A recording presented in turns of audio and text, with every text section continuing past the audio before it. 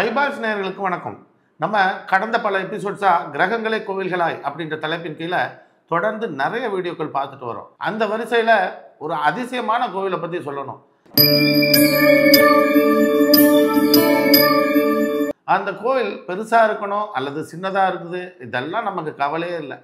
அந்த கோவில் எப்படி நமக்கு வீரியமாக இருக்குது அப்படின்றது தான் ரொம்ப முக்கியம். ஒரு படத்தில் சொல்லுவாங்களே, சின்ன கல்லு பெத்த லாபம்னு சொல்லுவாங்க இல்லையா? அந்த மாதிரி சின்ன கோவிலாக இருக்கும், ஆனால் நீங்கள் எதிர்பார்க்க முடியாத அளவுக்கு அதனுடைய சக்தி அப்படி வியாபித்திருக்கும்.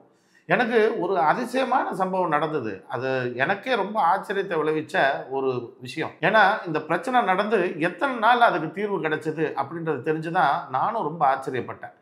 திருச்சியில் குழுமணி ரோட்டில் ஒரு வயசான அம்மா, அவங்களுக்கு ஒரு மகள், அவ்வளோதான். இந்த ரெண்டே பேர் அங்கே கொஞ்சம் இடம் வச்சுருந்தாங்க.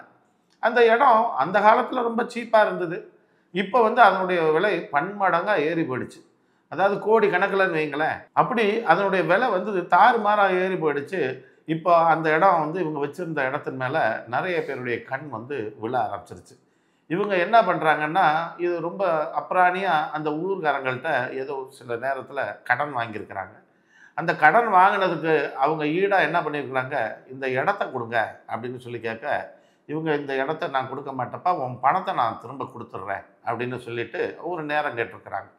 அவர் கேட்ட நேரத்தை கொடுக்குறாரு, ஆனால் கொஞ்சம் குறைச்சி கொடுக்குறாரு. அவருடைய நடவடிக்கை கொஞ்சம் கொஞ்சமாக மாறிக்கிட்டு வருது. முதல்ல கொஞ்சம் நிதானமாக பேசினவர் அப்புறம் கொஞ்சம் முரட்டுத்தனமாக பேச ஆரம்பிச்சிட்டார். தொகையும் அவங்க சொன்ன தொகையை கேட்டால் எனக்கே நகைப்புக்குரியதாக இருந்தது. சாதாரண தொகை தான், அற்ப தொகை தான். அந்த தொகைக்கு அவர் ஈடாக அந்த இடத்த கேட்குறது தான் இதில் பெரிய ஒரு விஷயம்.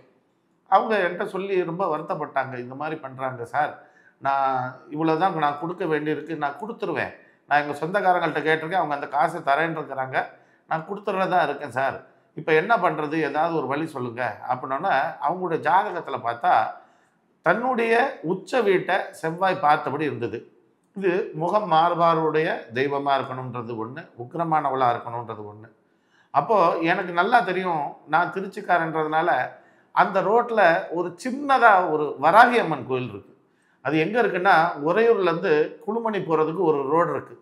அங்கே போகும் பொழுது ஒரு போலீஸ் வீட்டை தாண்டின உடனே ஒரு 50 மீட்டர் 100 மீட்டர்லலாம் வலது பக்கத்தில் அந்த வராகி கோயில் இருக்கும்.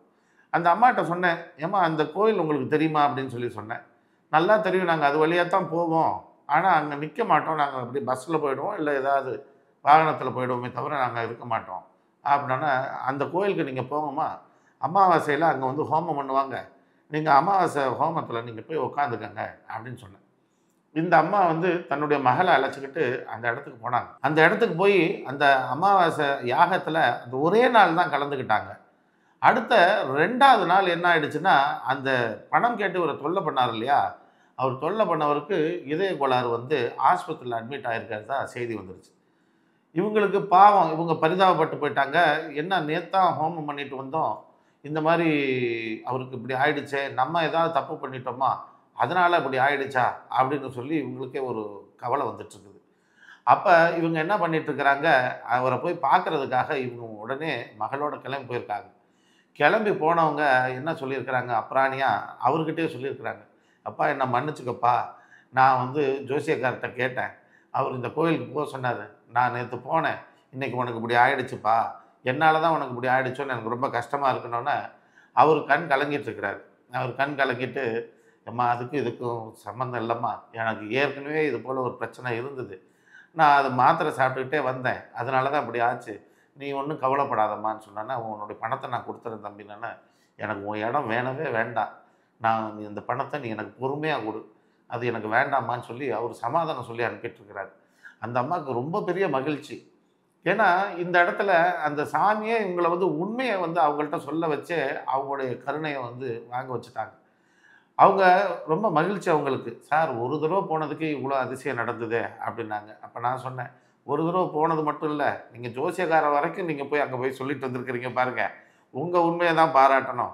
அந்த சாமி கொடுத்ததோ அல்லது அந்த உண்மை உங்களுக்கு பண்ணி கொடுத்ததோ எனக்கு தெரியாது, ஆனால் உங்களுக்கு தேவையான பிரச்சனை முடிஞ்சால் சரிதான் அப்படின்னு சொல்லி சொன்னேன். அதுக்கப்புறம் இந்த கோவில் மேலே எனக்கு ஒரு பெரிய கண்.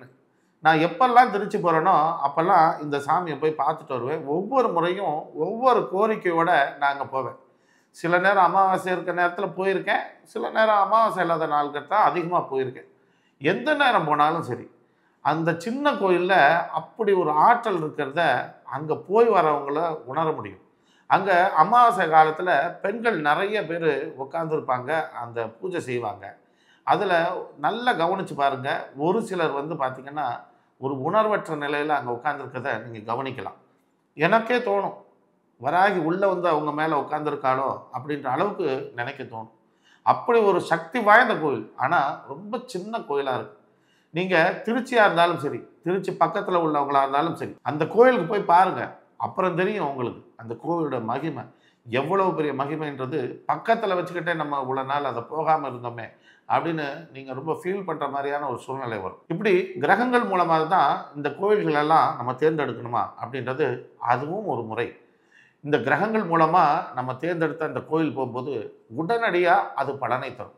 இந்த வராகி கோயிலுக்கு யாரெல்லாம் அங்கே போகலாம் அப்படின்னு பார்த்தீங்கன்னா, செவ்வாய் தன் உச்ச வீட்டை தானே பார்க்கணும்.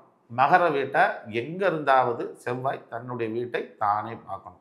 அப்படி இருக்கக்கூடியவங்களுக்கு இது அபரிமிதமான பலன்களை தரும்.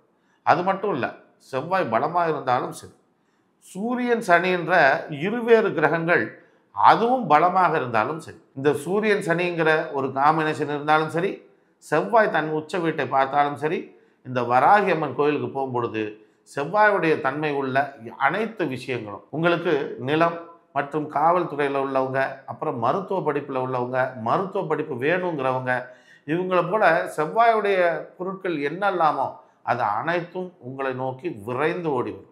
சூரியன் சனினால் உங்களுக்கு என்னெல்லாம் தடைபட்டிருக்கோ அத்தனை இந்த கோயில் போகும்போது நிச்சயம் நிவர்த்தி அடையும். திருச்சியில் இருக்கக்கூடிய நண்பர்கள் சொல்லுவாங்க, எப்படி அந்த கோயில் நீ கண்டுபிடிச்ச? நாங்கள் இங்கே தானே இருக்கோம், நீ எப்படி கண்டுபிடிச்ச அப்படின்வாங்க. நான் தற்செயலாக ஒரு நாள் என் அண்ணன் மகளை பார்க்க போகும்போது நான் அப்போ சொன்னேன் அவங்கள்ட்ட, நீங்கள் வராகி கோயில் எங்கே இருந்தாலும் போக ஆரம்பி அப்படின்னா. எங்கே இருக்குன்னு எனக்கு தெரியாது. நான் இத்தனைக்கும் அவங்களுடைய வீடு உறையூர்லேயே தான், வெக்காளியம்மன் கோயில் பக்கத்துலேயே தான். அப்போ நான் அவங்கள்ட்ட சொன்னேன், இங்கே ஒரு வராகி கோயில் இருக்குமே, இங்கே பக்கத்தில் தானே இருக்குது, நான் முன்னாடி பார்த்த ஞாபகம் இருக்குது அப்படின்னு சொன்னோன்னே, அவங்க எங்கே இருக்குது எனக்கு தெரியாது, வாங்க போகலாம் அப்படின்னாங்க. சரின்னு நானும் என் மனைவியும் என்னுடைய அண்ணன் மகளும் 3 பேரும் போகிறோம். பக்கத்தில் தான் கோயில், அவங்க நடந்து போகிற தூரம் தான் அது. அந்த இடத்துல இருக்க கோயிலுக்கு போகும்போது அவங்களுக்கு ஒரு பிரச்சனை இருந்தது, அவங்களுக்கு ஒரு தேவை இருந்தது. அப்போ அவங்க காலேஜ்லேருந்து ஏதோ வர வேண்டிய ஒரு கட்டாயம் இருந்தது. அப்போ அவங்க சொன்னாங்க, இது நான் இங்கே வேணும்னா கிடைக்குமா அப்படின்னு சொன்னாங்க. இது வேணும்னா கிடைக்குமா, அது வேணும்னா கிடைக்குமான்லாம் கிடையாது. நீ என்ன கேட்டாலும் இங்கே கிடைக்கும். இறைவனாலே அப்படி தான். அதுவும் இது வராகி உன்னுடைய ஜாதகத்தில் சூரியன் சனி இணைவு இருக்குது, அதனால் நீ கேட்டால் நிச்சயம் நடக்கும் அப்படின்னு சொன்னேன். இவங்க அந்த காலேஜில் இவங்க எதிர்பார்த்த விஷயமும் கிடச்சி, இவங்க மத்திய அரசு பணியோட டெம்பரரி ஜாப் ஒன்று, மத்திய அரசு பணி வந்து இவங்களை தேடி அடுத்த கொஞ்ச நாள்லாம் வந்து உட்காந்துருச்சு. இவங்க அந்த மத்திய அரசு பணியை இவங்க செஞ்சிட்ருக்கிறாங்க. எவ்வளோ பெரிய விஷயங்களை ரொம்ப சர்வசாதாரணமாக செஞ்சு கொடுத்தது இந்த கோயில். இந்த கோயிலை இப்படிப்பட்ட சக்தி வாய்ந்ததுன்றதை என்னுடைய நண்பர்கள்ட்ட சொல்கிறேன். எப்பெல்லாம் அவங்க போவாங்கன்னா, கோச்சாரத்தில் எப்பெல்லாம் சூரியன் சனி தொடர்பு வருதோ அப்போ மட்டும் போவாங்க. என்கிட்ட கேட்பாங்க, எப்போ சூரியன் சனி வந்துருச்சா அப்படிம்பாங்க. வந்துருச்சு பாருன்னா, சரி நான் போகிறேன் அப்படின்னு சொல்லிவிட்டு அந்த மாதம் ஃபுல்லாக போவாங்க. இந்த மாதிரி தான் அப்பப்போ தொடுவாங்களே தவிர, சிலருக்கு தேவை இருக்கவங்க எப்போவுமே போவாங்க. இன்னும் ஒரு சிலர் வந்து அந்த தேவை முடிந்தோடனே போகிறதையும் நிறுத்திப்பாங்க. இந்த கோயில் நீங்கள் போய் பாருங்கள், உங்களை தொடர்ச்சியாக வர வைக்குதா இல்லை எப்பயாவது ஒரு தடவை வர வைக்குதான்றது அதோடைய மகிமையை தெரிஞ்ச பிறகு நீங்களே முடிவு பண்ணிடுவீங்க. இதுபோல் நிறைய விஷயங்கள் இருக்குது, நிறைய கோயில்கள் இருக்குது, அதிசயத்தையும் அற்புதத்தையும் தன்னுள்ள வச்சுருக்கு. இதுபோல் கோயில்களை பற்றி அடுத்தடுத்த நிகழ்ச்சியில் நம்ம ஒன்று ஒன்றா பார்ப்போம். அது வரைக்கும் நன்றி, வணக்கம்.